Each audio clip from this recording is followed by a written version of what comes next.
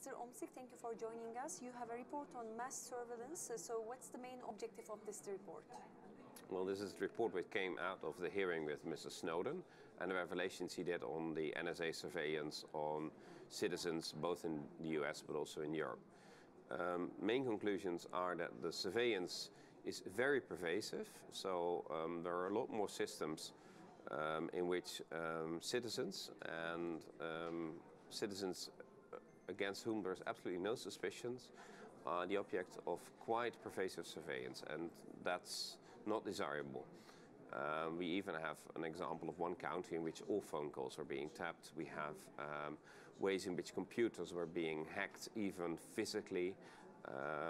We have that the NSA forces manufacturers to have backdoors in their systems so that the NSA can always get to every information they want. And that's fairly undesirable. It's undesirable for a number of reasons. First, if you get too much information, you have no target, as one of the people from the NSA told us. We have so much information we can't actually process it. So they miss important clues. And actually it's a very inefficient way of fighting terrorism. Second, if you make backdoors into your own system, those backdoors are not only available for the NSA, which is still the secret service of a democratic society and a democratic government, but they can also be abused by far less democratic actors or even by terrorists. Give you an example, the latest revelations show that Lockheed lost the Joint Strike Fighter. All the blueprints are in China at the moment. So a weak computer system weakens the essential and crucial element of your own infrastructure. So that can be a hospital, that can be a nuclear power plant, that can be your military secrets, that can be your trade secrets, anything. So you do not weaken your own system, because other ones can use those weak links too. That's the kind of central message in my report. And along the way, a lot of rights have been infringed. I mean, you get secret courts, secret laws, secret interpretations of laws. That in a democratic society without proper oversight, that's totally undesirable. So in this context, what are your specific recommendations to the Parliamentary Assembly of the Council of Europe? Well, first, we know, because of the courageous whistleblowing of Mr. Snowden, what happened in the US.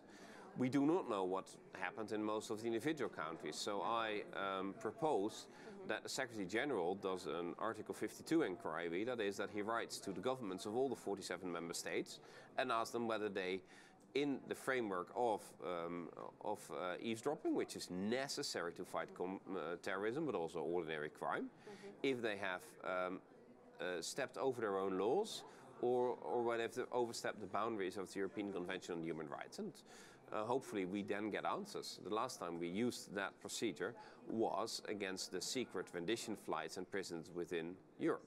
The countries didn't always give honest and full answers. We're still waiting for the honest answers of Macedonia or of Romania, that's still denying that there was a secret prison.